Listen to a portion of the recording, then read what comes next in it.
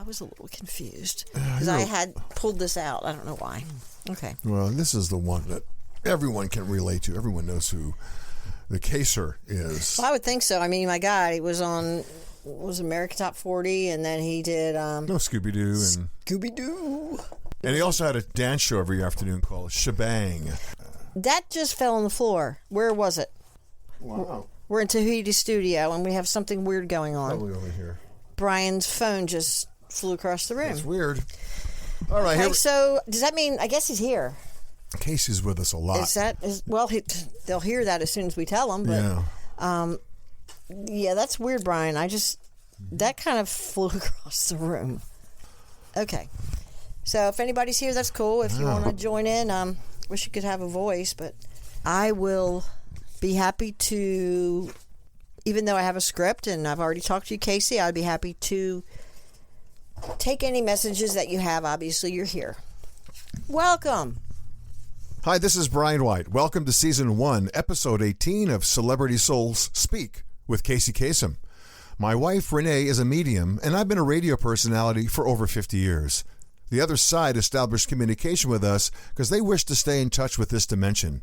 They know I truly love and respect music and the artists that perform it, and Rene is a huge music fan as well. We started this podcast and have been interviewing celebrities that have passed over. We're giving them a platform, and they have a lot to say, and we're in contact and passing along their thoughts. Hi, this is Rene. Keep your feet on the ground and keep reaching for the stars. Sound familiar? It should. It was the sign-off catchphrase for Casey at the end of his American Top 40 radio show, launched 50 years ago. A special distinction to my husband, Brian, because 50 years ago he started his career in radio. What follows is a conversation between Brian and Casey, who, it turns out, have a mutual admiration for each other's work. I don't think there are many people over 40 that haven't heard Casey either on his American Top 40 radio program, Shaggy on Scooby-Doo cartoons, or any of the many programs he lent his voice to.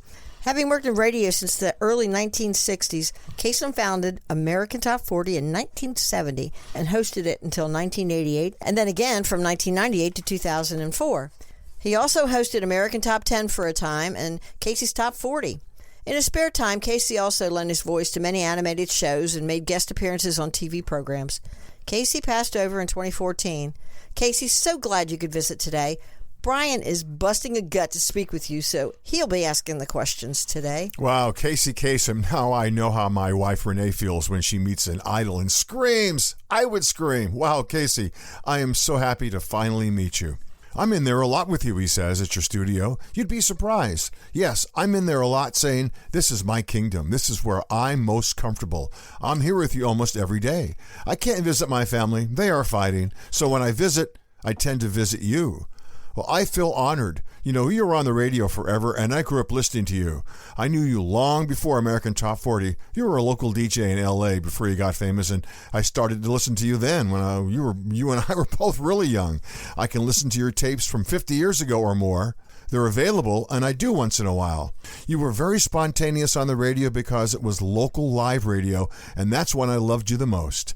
You would give the time and temperature, as well as those wonderful stories about all the artists that you became famous for later on with American Top 40. Thank you, Casey. Come anytime. You were such an inspiration to me, and still are.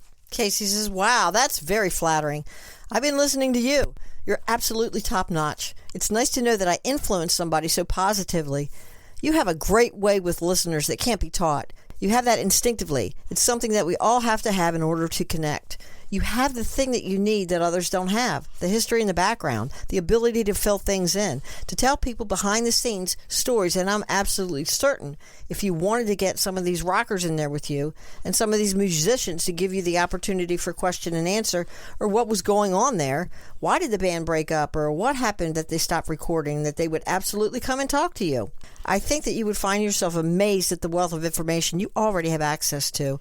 You are loved and admired from the industry, and people want to talk to people they trust, and they know that they can trust you with their stories, to be respectful, and also to understand the times and the circumstances. It's interesting what the stories were behind the songs. What was behind the big bands? Why didn't they get along? why they split up because of the culture, why they got along and who they know. I think you have to be able to introduce what was just happening so that you understand how that a musician evolved and came around, and then you can introduce the music and give it to another generation of people. You're right. I've been reading that there's a college-age student right now, 20-year-olds, who are very interested in the Beatles. I'm amazed by that.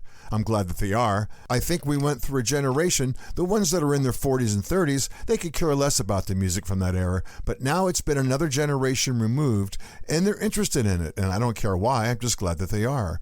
To get where we are today, we had to go through all of that, and I think that every generation needs to know what happened before them and how and why, and as we get older, we have more appreciation for that. Casey says, then the people who are collecting vinyl now, they have no idea what it was like, who these people were. They're just listening to these songs and saying, this is pretty good stuff. You're living in social circumstances that are almost exactly the same as the 70s. I think you're right, Casey. The pendulum is moving in that direction, and now we're passing it in the opposite direction, but in the same place. Casey says, same place, and it seems to say that we may be experiencing a new interest in that music and what was being said and thought. This is a great conversation, Casey. Can we do this again? He says, of course, anytime. Thank you so much, Casey. Thanks, Casey. If you and Casey go way back, you'll know this. Keep your feet on the ground and keep reaching for the stars. Until you get the one you want, I hope you'll stay with the station of the stars, KRLA. Thanks for joining us. Join Celebrity Souls Speak on Facebook at facebook.com/The Celebrity Souls Speak. And check out Renee's blog at commonsenseinwilmingtonnc.blogspot.com. Sense spelled CENTS.